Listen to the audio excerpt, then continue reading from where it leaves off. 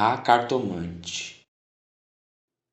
Hamlet observa a Horácio que há mais coisas no céu e na terra do que sonha a nossa filosofia. Era a mesma explicação que dava a bela Rita ao moço Camilo, numa sexta-feira de novembro de 1869, quando este ria dela por ter ido na véspera consultar uma cartomante. A diferença é que o fazia por outras palavras. Ria, ria. Os homens são assim.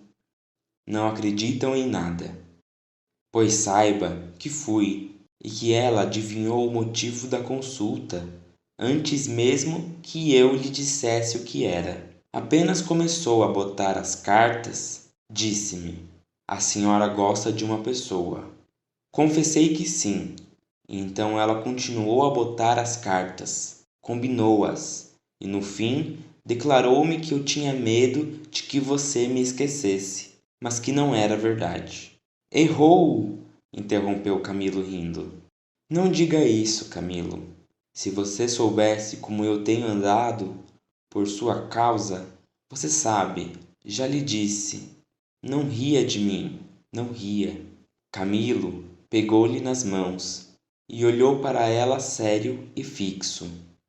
Jurou que lhe queria muito e que seus sustos pareciam de criança. Em todo caso, quando tivesse algum receio, a melhor cartomante era ele mesmo. Depois, repreendeu-a. Disse-lhe que era imprudente andar por estas casas. Vilela podia sabê-lo, e depois... Qual saber?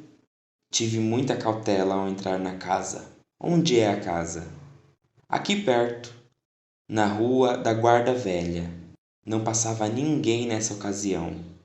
Descansa, eu não sou maluca. Camilo riu outra vez. Tu crês deveras nessas coisas? Perguntou-lhe. Foi então que ela, sem saber que traduzia Hamlet em vulgar, disse-lhe que havia muita coisa misteriosa e verdadeira neste mundo. Se ele não acreditava, paciência. Mas o certo é que a cartomante adivinhara tudo.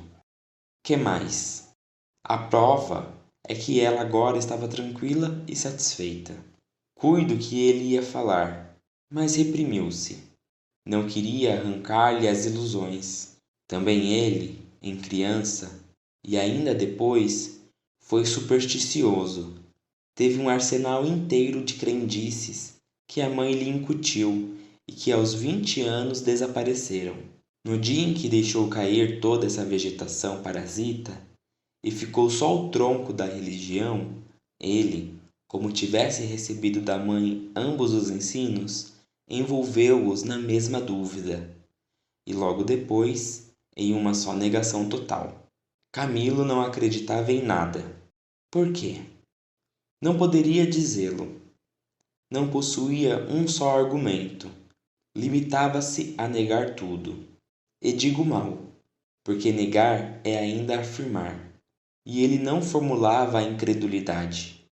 Diante do mistério, contentou-se em levantar os ombros e foi andando. Separaram-se contentes, ele ainda mais que ela. Rita estava certa de ser amada. Camilo não só estava, mas via-a estremecer e arriscar-se por ele, correr às cartomantes e, por mais que a repreendesse, não podia deixar de sentir lisonjeado. A casa do encontro era na antiga Rua dos Barbonos, onde morava uma comprovinciana de Rita. Esta desceu pela Rua das Mangueiras, na direção de Botafogo, onde residia. Camilo desceu pela Guarda Velha, olhando de passagem para a casa da cartomante. Vilela, Camilo e Rita. 3 nomes, uma aventura e nenhuma explicação das origens. Vamos a ela. Os 2 primeiros eram amigos de infância. Vilela seguiu a carreira de magistrado. Camilo entrou no funcionalismo, contra a vontade do pai, que queria vê-lo médico. Mas o pai morreu, e Camilo preferiu não ser nada, até que a mãe lhe arranjou um emprego público. No princípio de 1869, voltou Vilela da província, onde casara com uma dama formosa e tonta. Abandonou a magistratura e veio abrir banca de advogado. Camilo arranjou-lhe casa para os lados de Botafogo e foi a bordo recebê-lo. É o senhor? Exclamou Rita, estendendo-lhe a mão. Não imagina como meu marido é seu amigo. Falava sempre do senhor. Camilo e Vilela olharam-se com ternura. Eram amigos deveras. Depois, Camilo confessou de si para si que a mulher do Vilela não desmentia as cartas do marido.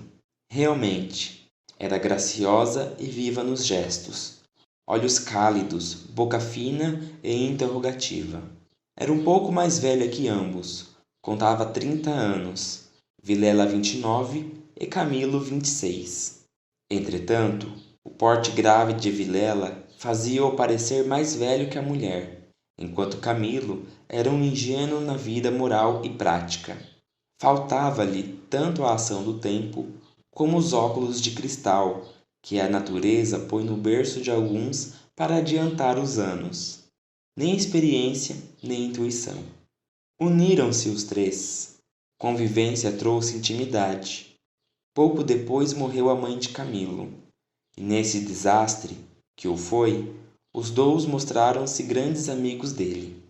Vilela cuidou do enterro, dos sufrágios e do inventário. Rita tratou especialmente do coração, e ninguém o faria melhor. Como daí chegaram ao amor, não o soube ele nunca. A verdade é que gostava de passar as horas ao lado dela. Era sua enfermeira moral, quase uma irmã, mas principalmente era mulher e bonita. Odor de femina, eis o que ele aspirava nela, e em volta dela, para incorporá-la em si próprio. Liam os mesmos livros, iam juntos a teatros e passeios. Camilo ensinou-lhe as damas e o xadrez, e jogavam às noites. Ela mal, ele, para lhe ser agradável, pouco menos mal. Até aí as cousas. Agora a ação da pessoa, os olhos teimosos de Rita que o procuravam muita vezes dele, que os consultavam antes de o fazer ao marido. As mãos frias, as atitudes insólitas. Um dia, fazendo ele anos, recebeu de Vilela uma rica bengala de presente, e de Rita apenas um cartão com um vulgar cumprimento a lápis. E foi então que ele pôde ler no próprio coração. Não conseguia arrancar os olhos do bilhetinho. Palavras vulgares, mas há vulgaridades sublimes, ou pelo menos deleitosas. A velha caleça de praça em que pela primeira vez passeaste com a mulher amada. Fechadinhos ambos. Vale o carro de Apolo. Assim é o homem, assim são as coisas que o cercam. Camilo quis sinceramente fugir, mas já não pôde. Rita, como uma serpente, foi se acercando dele, envolveu-o todo, fez-lhe estalar os ossos num espasmo, empingou-lhe o veneno na boca. Ele ficou atordoado e subjugado. Vexame, sustos, remorsos, desejos, tudo sentiu de mistura, mas a batalha foi curta e a vitória delirante. Adeus escrúpulos. Não tardou que o sapato se acomodasse ao pé, e aí foram ambos, estrada fora, braços dados, pisando folgadamente por cima de ervas e pedregulhos, sem padecer nada mais que algumas saudades, quando estavam ausentes um do outro. A confiança e estima de Vilela continuavam ser as mesmas. Um dia, porém, recebeu Camilo uma carta anônima, que lhe chamava imoral e pérfido, e dizia que a aventura era sabida de todos. Camilo teve medo, e para desviar as suspeitas, começou a rarear as visitas à casa de Vilela. Este notou-lhe as ausências. Camilo respondeu que o motivo era uma paixão frívola de rapaz. Candura gerou astúcia. As ausências prolongaram-se e as visitas cessaram inteiramente. Pode ser que entrasse também nisso um pouco de amor próprio, uma intenção de diminuir os obséquios do marido, para tornar menos dura a aleivosia do ato. Foi por esse tempo que Rita, desconfiada e medrosa, correu à cartomante para consultá-la sobre a verdadeira causa do procedimento de Camilo. Vimos que a cartomante restituiu-lhe a confiança e que o rapaz repreendeu-a por este feito. Correram ainda algumas semanas. Camilo recebeu mais 2 ou 3 cartas anônimas, tão apaixonadas que não podiam ser a advertência da virtude, mas despeito de algum pretendente. Tal foi a opinião de Rita que, por outras palavras mal compostas, formulou este pensamento: a virtude é preguiçosa e avara, não gasta tempo nem papel. Só o interesse é ativo e pródigo. Nem por isso Camilo ficou mais sossegado. Temia que o anônimo fosse ter com Vilela, e a catástrofe viria então sem remédio. Rita concordou que era possível. Bem, disse ela, eu levo os sobrescritos para comparar a letra com as das cartas que lá aparecerem. Se alguma for igual, guardo-a e rasgo-a. Nenhuma apareceu, mas daí a algum tempo, Vilela começou a mostrar-se sombrio, falando pouco, como desconfiado. Rita deu-se pressa em dizê-lo ao outro, e sobre isso deliberaram. A opinião dela é que Camilo devia tornar à casa deles, tatear o marido, e pode ser até que lhe ouvisse a confidência de algum negócio particular. Camilo divergia. Aparecer depois de tantos meses era confirmar a suspeita ou denúncia. Mais valia acautelaram-se, sacrificando-se por algumas semanas.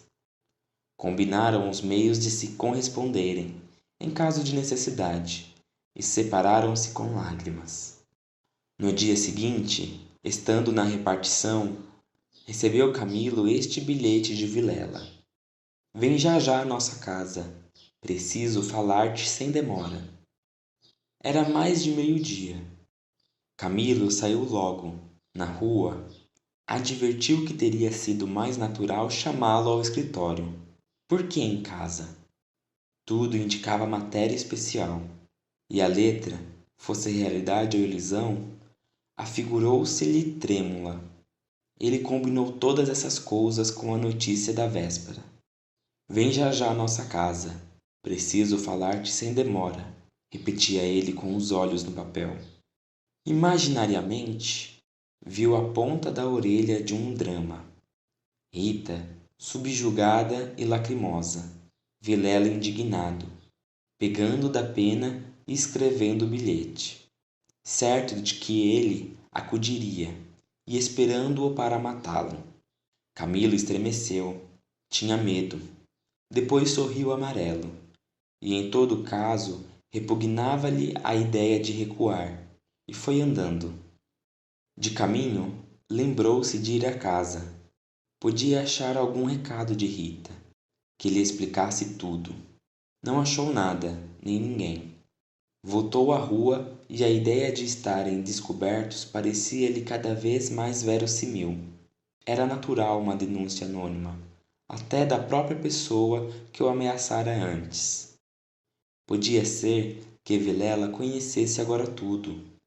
A mesma suspensão das suas visitas, sem motivo aparente, apenas com um pretexto fútil, viria a confirmar o resto. Camilo ia andando inquieto e nervoso. Não relia o bilhete, mas as palavras estavam decoradas diante dos olhos, fixas. Ou então, o que era ainda pior, eram-lhe murmuradas ao ouvido, com a própria voz de Vilela. Vem já à nossa casa. Preciso falar-te sem demora. Ditas assim, pela voz do outro, tinham um tom de mistério e ameaça. Vem já para quê? Era perto de 1 hora da tarde. A comoção crescia de minuto a minuto. Tanto imaginou o que se iria passar que chegou a crê-lo e vê-lo. Positivamente, Tinha medo. Entrou a cogitar em ir armado, considerando que, se nada houvesse, nada perdia, e a precaução era útil. Logo depois rejeitava a ideia, vexado de si mesmo, e seguia picando o passo na direção do Lago da Carioca, para entrar num tilbury. Chegou, entrou e mandou seguir a trote largo. Quanto antes melhor, pensou ele. Não posso estar assim. Mas o mesmo trote do cavalo veio agravar-lhe a comoção. O tempo voava, e ele não tardaria a entestar com o perigo. Quase no fim da rua da Guarda Velha, o tilbury teve de parar. A rua estava atravancada com uma carroça que caíra. Camilo, em si mesmo, estimou o obstáculo e esperou. No fim de 5 minutos, reparou que ao lado, à esquerda, ao pé do tilbury, ficava a casa da cartomante, a quem Rita consultara uma vez, e nunca ele desejou tanto crer na lição das cartas. Olhou, viu as janelas fechadas, quando todas as outras estavam abertas e pejadas de curiosos do incidente da rua. Dir-se-ia a morada do indiferente destino. Camilo reclinou-se no tilbury, para não ver nada.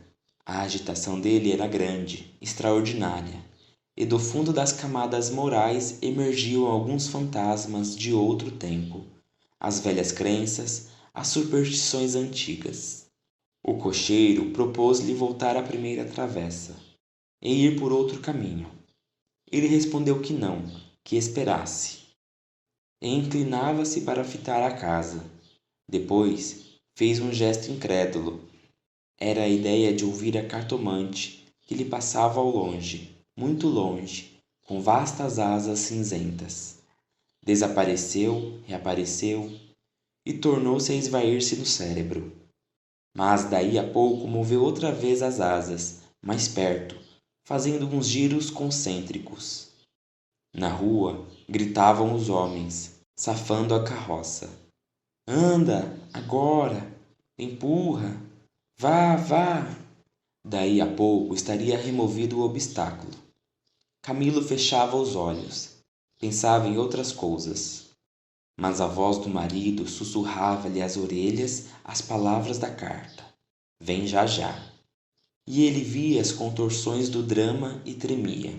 A casa olhava para ele. As pernas queriam descer e entrar. Camilo achou-se diante de um longo véu opaco.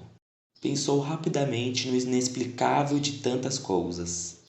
A voz da mãe repetia-lhe uma porção de casos extraordinários, e a mesma frase do príncipe da Dinamarca reboava ali dentro. Há mais coisas no céu e na terra do que sonha a filosofia. Que perdia ele se... Deu por si na calçada, ao pé da porta.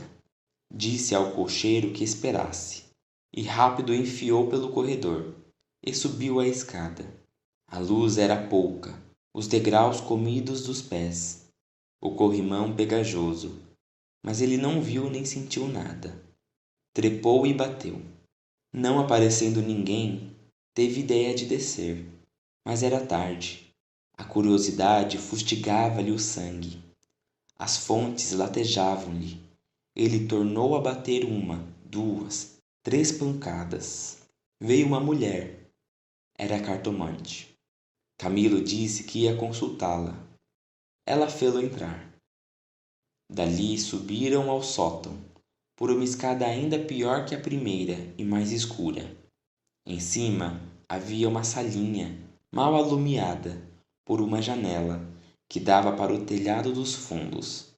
Velhos trastes, paredes sombrias, um ar de pobreza que antes aumentava do que destruía o prestígio. A cartomante fê-lo sentar diante da mesa e sentou-se do lado oposto, com as costas para a janela, de maneira que a pouca luz de fora batia em cheio no rosto de Camilo. Abriu uma gaveta e tirou um baralho de cartas compridas e enxovalhadas. Enquanto as baralhava, rapidamente, olhava para ele, não de rosto, mas por baixo dos olhos. Era uma mulher de 40 anos, italiana, morena e magra, com grandes olhos sonsos e agudos. Voltou 3 cartas sobre a mesa e disse-lhe: Vejamos primeiro o que é que o traz aqui. O senhor tem um grande susto. Camilo, maravilhado, fez um gesto afirmativo. E quer saber, continuou ela, se lhe acontecerá alguma coisa ou não. A mim é a ela, explicou vivamente ele.